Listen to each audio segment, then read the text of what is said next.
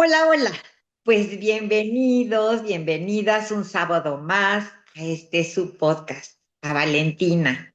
Y hoy de manera especial estoy súper contenta porque tenemos de invitado a una super personalidad. Ya saben que Boro tiene 7, 8 años en Neora, son 7, 8 años, ¿verdad?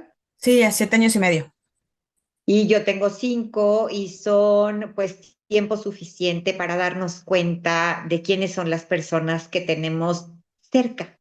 Y al decir cerca, se me llena la boca de emoción porque no en todas las compañías puedes darte el lujo de tener la cercanía que nosotros tenemos con grandes líderes. Damon Rourke es el esposo de Amber Olson, hija de Jeff Olson, CEO de la empresa, Amber, presidenta y cofundadora de Neora, y hoy nos regala este personaje un ratito de su tiempo.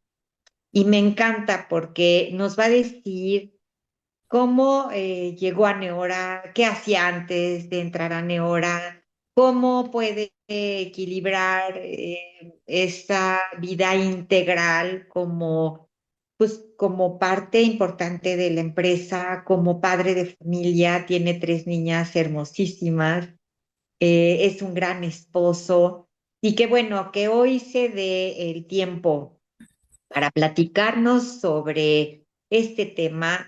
Para nosotros, bueno, para mí en lo personal, ahorita Boro va a dar su opinión, para mí en lo personal me llena de alegría y me llena de orgullo, porque pues todos sabemos que la gente, mientras más importante es, menos tiempo tiene para muchas cosas. Y él es tan importante que se da cuenta de que la importancia abarca a compartir su historia, abarca a echarnos porras, a hacernos fuerte en este podcast que ahí va ya temporada 2, episodio 14. ¿Estoy en lo correcto? 13, 14. ya, ahora sí, 14. Ve, qué bueno, ¿ves? Qué bueno que alguien tiene bien apuntado lo que llevamos. Pero vaya, son muchos. Y bueno, Borito, dime, cuéntame algo.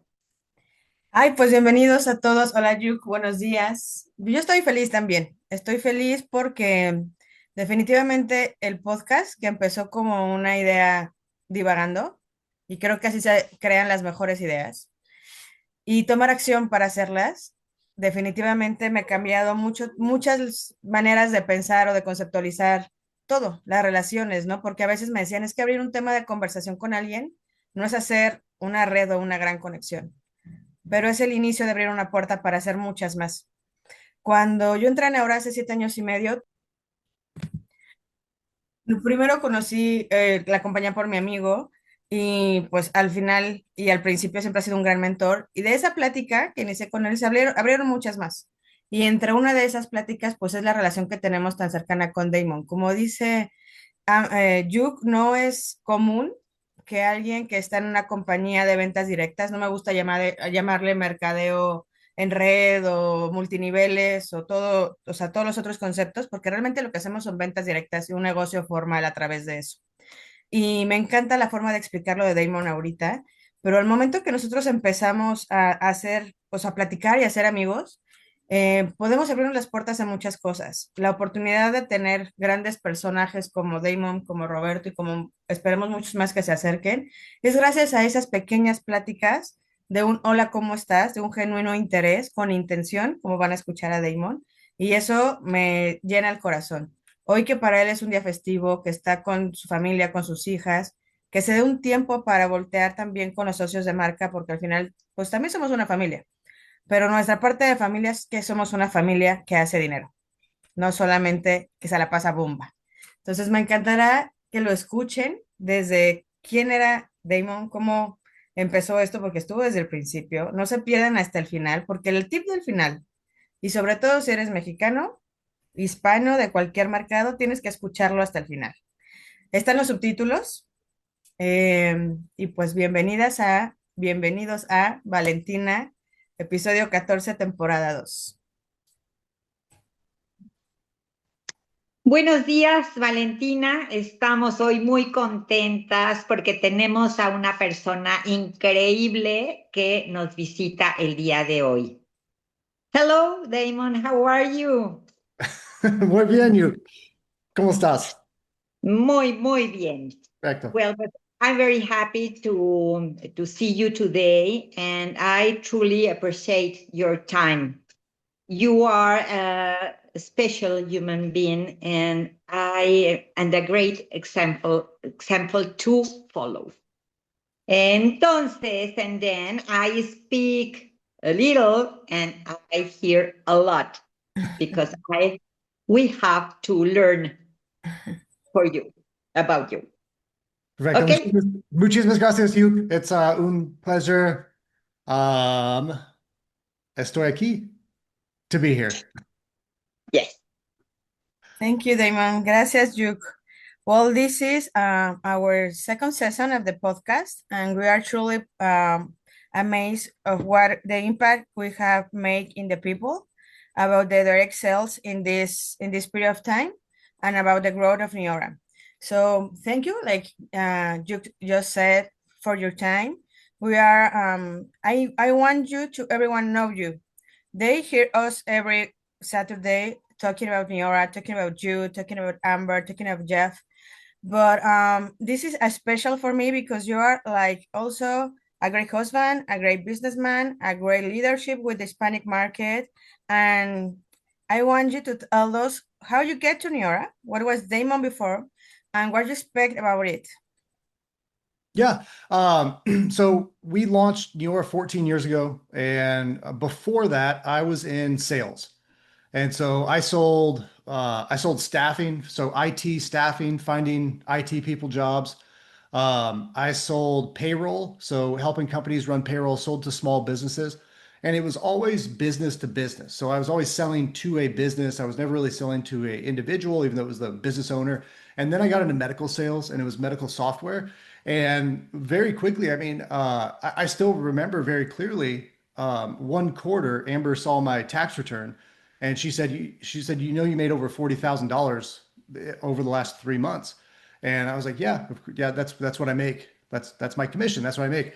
Um, and so I was doing really well. Like it was lucrative. I enjoyed the job. I enjoyed selling to doctors and working with doctors.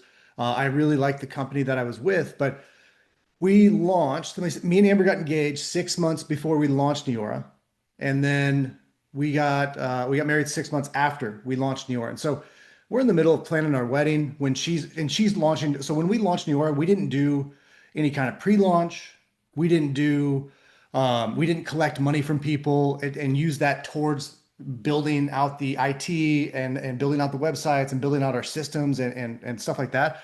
We launched, we had full starter kits, we had full product, we had inventory, which is a big difference because you see a lot of companies out there. Bro, are you translate? You're not going to translate me. No, I will put subtitles all like Okay, perfect. Good. better Let's see. for us. Let's see it. Yeah, perfecto.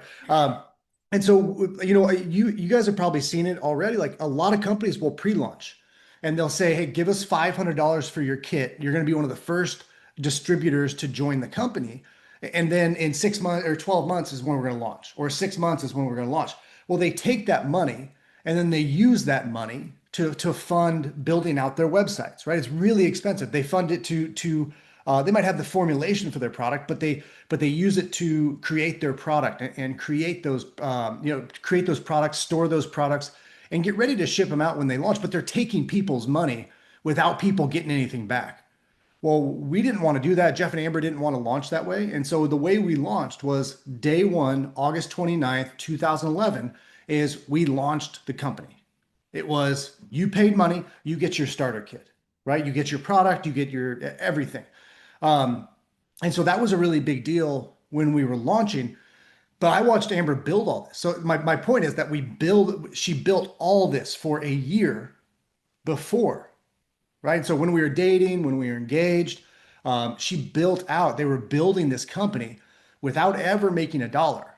And so when they were about to launch, I watched my future wife build this company and not make any money, right? They weren't taking any money in. So it was all funded. It was all funded by Amber and Jeff. And so that didn't make sense to me. As a 26-year-old man that was in sales, I spent my time going to doctors, talking to doctors, selling a product, and I got my commissions. I made money, right? The concept of being a business owner, investing in something and not making money for a long time until a year later, that did not make sense to me, right? I couldn't even wrap my head around it. And so when they were launching the company, or right before we launched, I probably tried the product in our original night cream.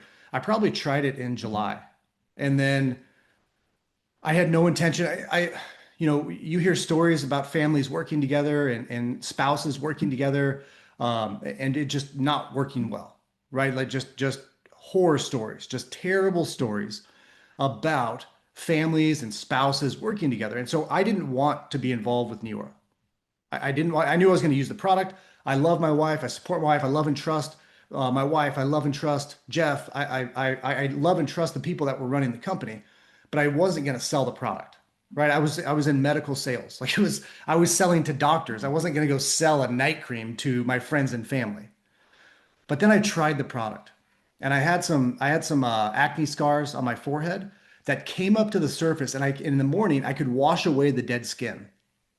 And that's where I was like, this product is going to be incredible. And so I didn't understand the compensation plan. I didn't need to, right? Again, I love and trust Amber and Jeff. I didn't need to know the compensation plan. I understood the concept of sales, that if I sell something, right? I sell one bottle of Neora, I make money. I understood that concept. That's why I got started, because I thought as a 26-year-old guy, I would use this product. And if I would use this product, not being the core demographic, then this product's going to be huge. And then so I followed the system that Neora has, and very quickly, and my first commission check was $40, and I was excited. I spent $500 to get started. I was like, okay, $40. If that means if I make $40 a month for the next year, I almost have my investment back. Like, this is fantastic. That means in 18 months, I'll be making money, right? I'll be positive gain in making money. And that's why I just followed the system very, very quickly. Within the first year, I started making more money with Neora per hour than I was making in medical sales. And so that's when I decided to go full time, but it started with the product, and then following the system, and then just having the right perspective. I think that's one thing that helped me. I had the right perspective of, I made $40 the first month. If I keep doing this for 14 months, I'm going to make money, right? I'm going to come out on top and be positive in making money. It was only gonna be a little bit of money, but that kept me going. And so, yeah, that's how I got started with Neora. And I went full time within that first year, because I was just honestly, as a young sales guy that freshly married and had a family that we were thinking about starting, Neora was more lucrative than medical sales. And so that's how I found it. That's why I got started. And it's been incredible to watch it over the last 14 years. Yes, that's the next question, because you are with Neora 14 years ago when they launched it. But you are a great couple. You are like a powerful couple with corporative place, but also in the camp, in the leadership of every one of us, all the brand partners.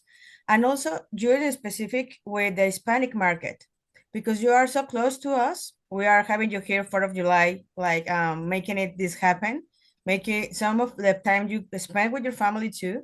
And how you make this work all these years, being the husband of the president of the company, but being a great leadership with us in Mexico, Colombia, and all around the world, and also a father, and also a couple. When I saw you in Italy or traveling or making some time, it's like how Damon makes time in the week. How you manage your time in these 14 years to have the success you have? Yeah.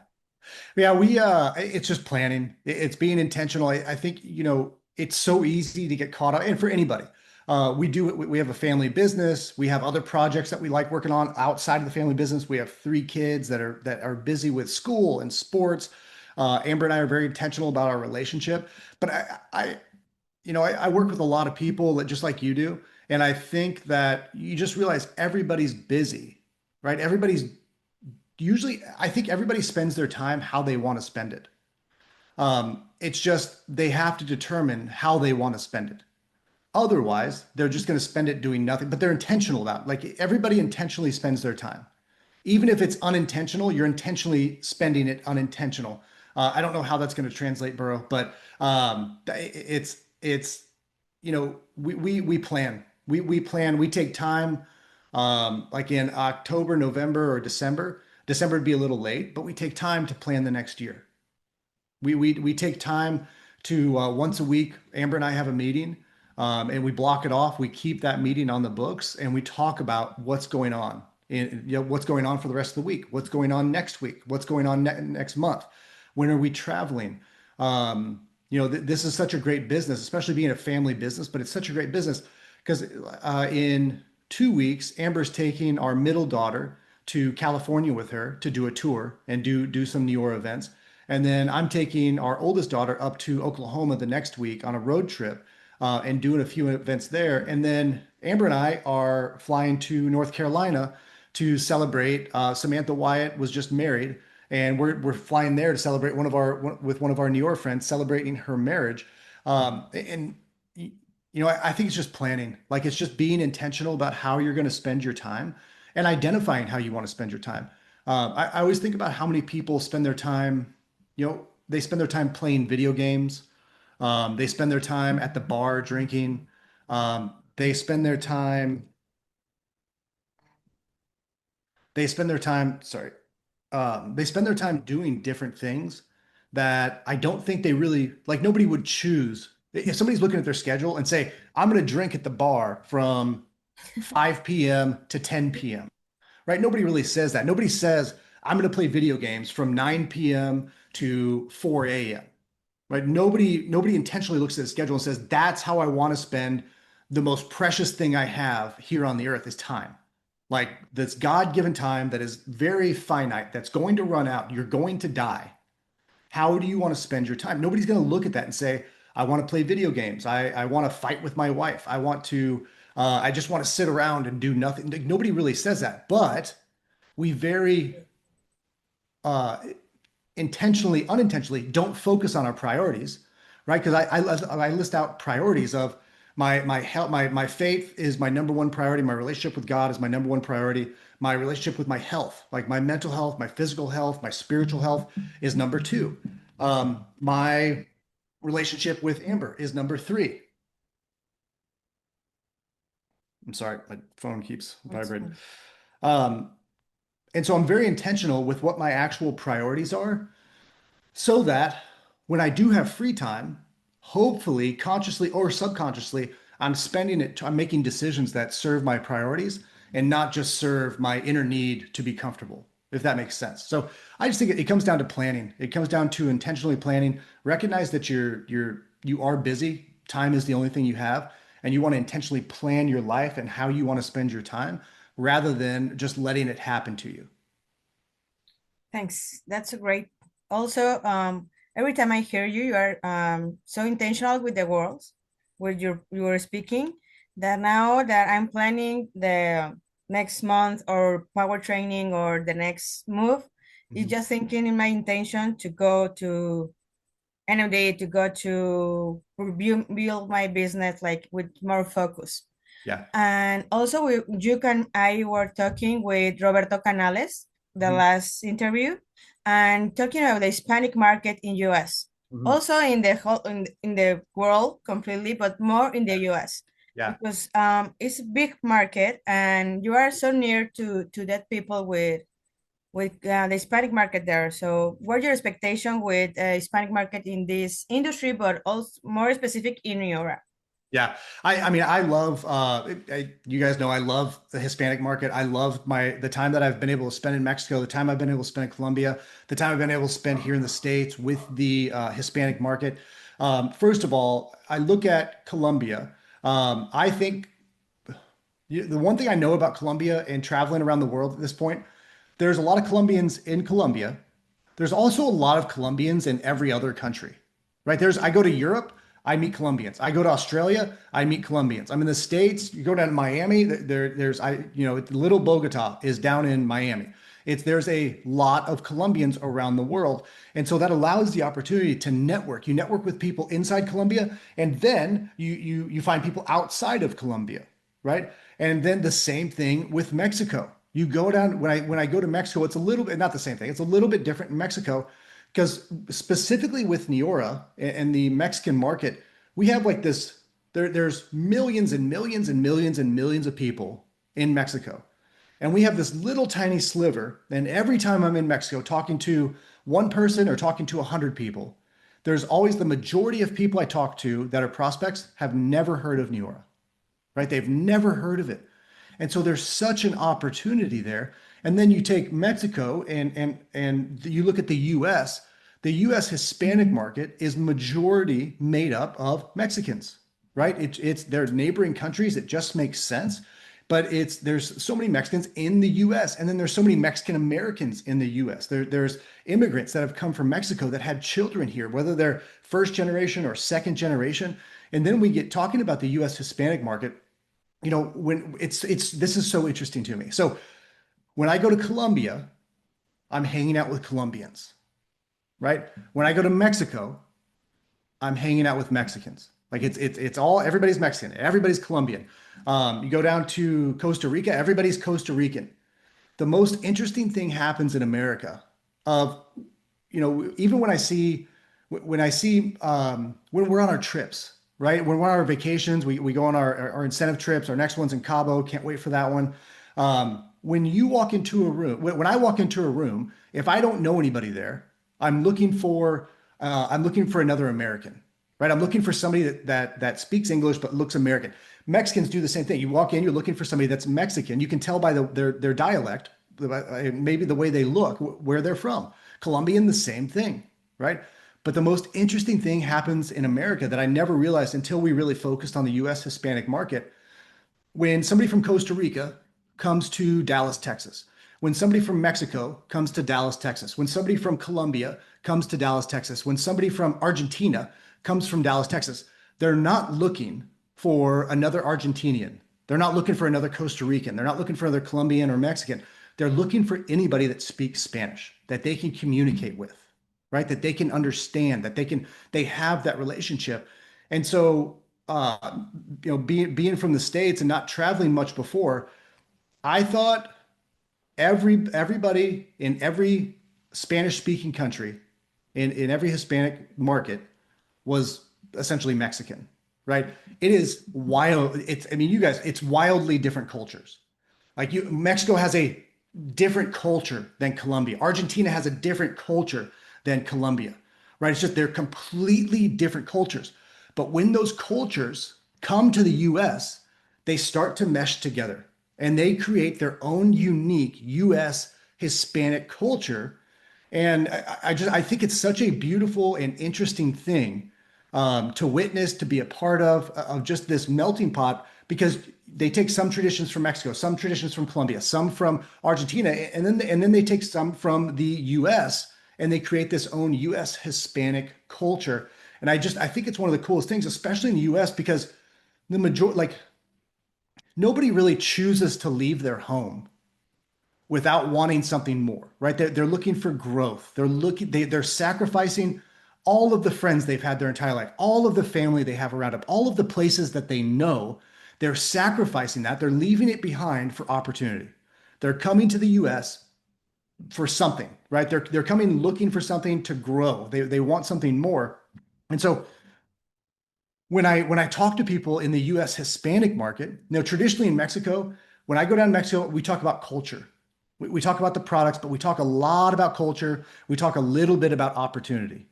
When I go to Colombia, we talk a lot about some about culture, a lot about products, and then some opportunity.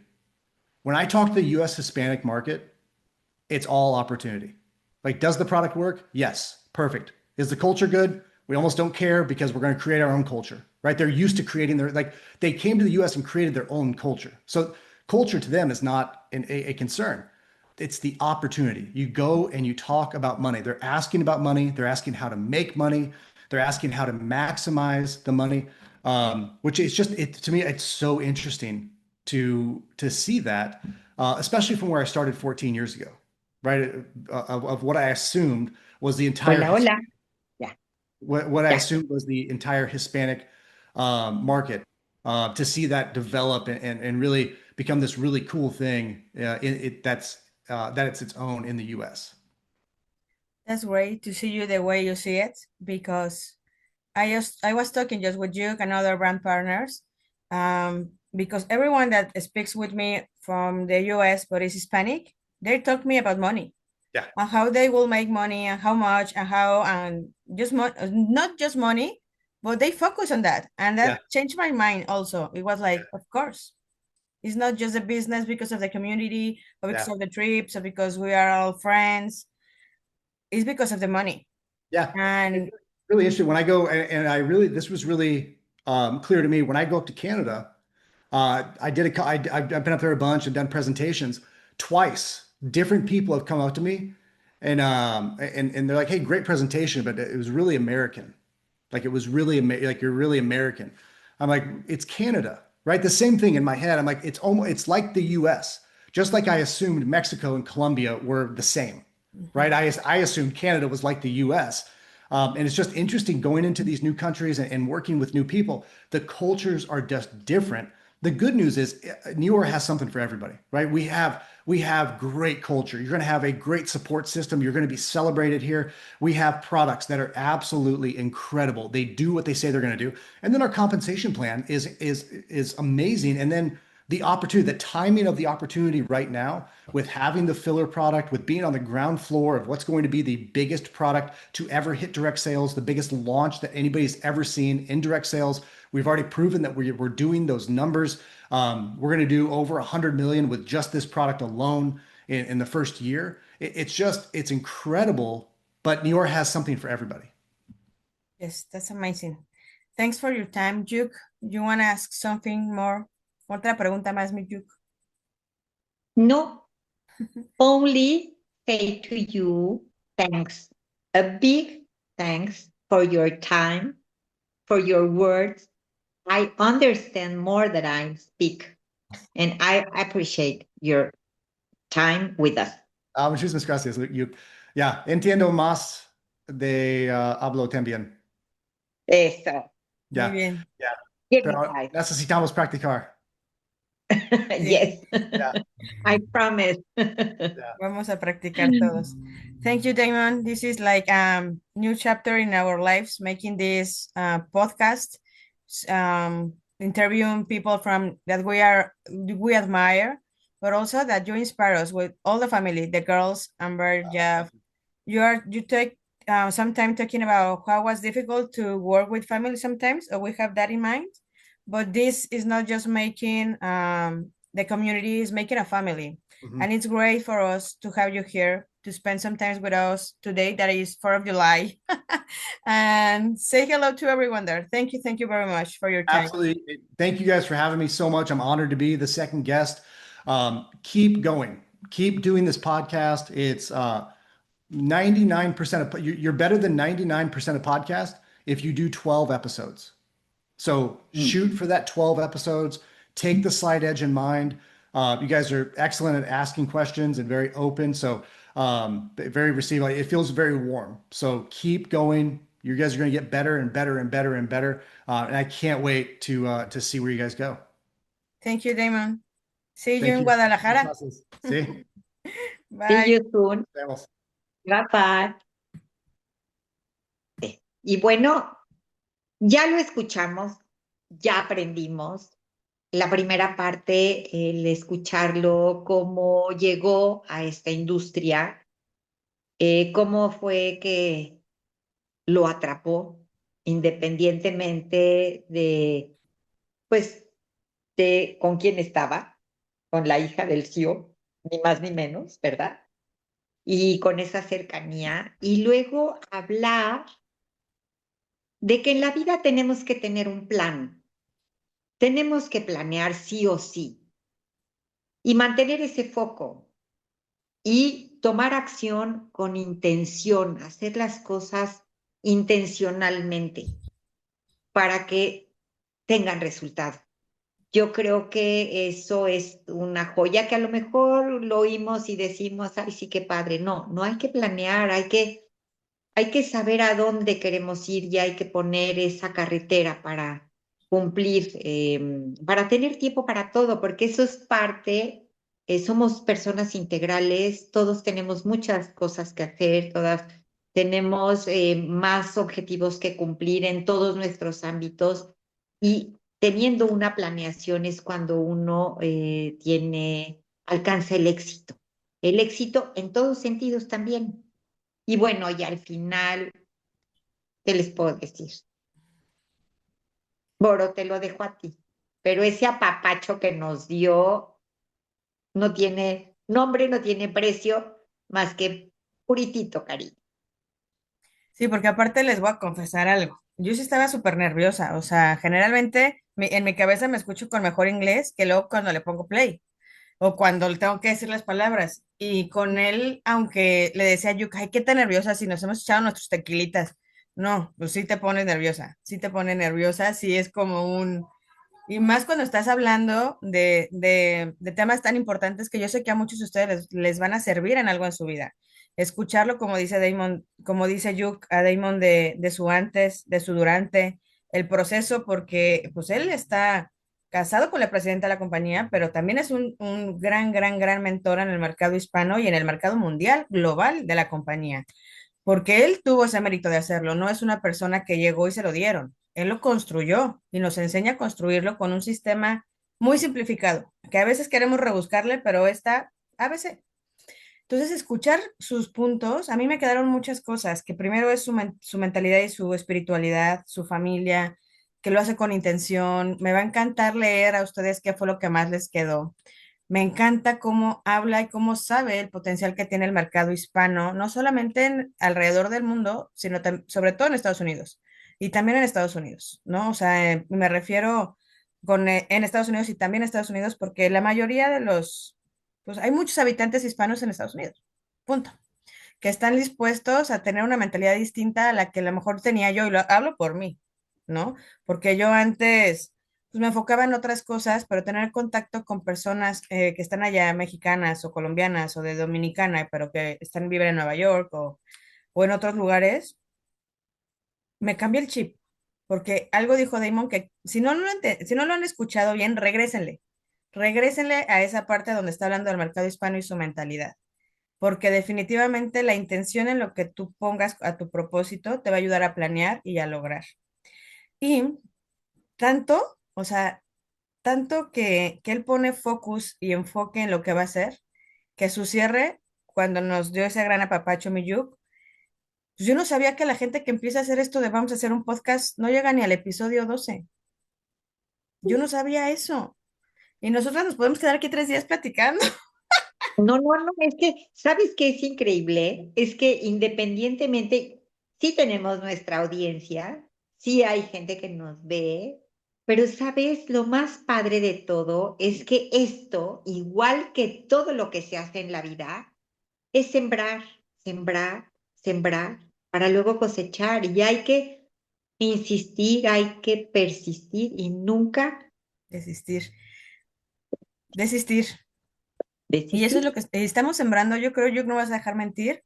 Y me gustaría cerrar con esto porque creo que es algo muy importante que tienen que tomar en cuenta para estos próximos 6 meses del año. Nosotras lo estamos sembrando para nosotras principalmente también. O sea, Yuk no es la misma mujer que fue con el primer episodio, ni yo, ni lo que ha pasado en la vida y en la mentalidad que hemos tenido y las experiencias que han pasado, porque la vida cambia cada segundo hasta con lo que vas a desayunar al rato o con quién vas a pasar tu tiempo al rato. Pero ese sembrar, empiecen por sembrar en ustedes, en su mente, en su espíritu, en ustedes, con una intención de un propósito mayor. Y yo estoy encantada, Yuk, de esta travesía. Pues vamos a ver quién es el capítulo, el episodio 15 porque este 14 estuvo 10 de 10 mi Yuk. Pues sí, Borito. Y bueno, gracias a quienes nos escucharon hoy.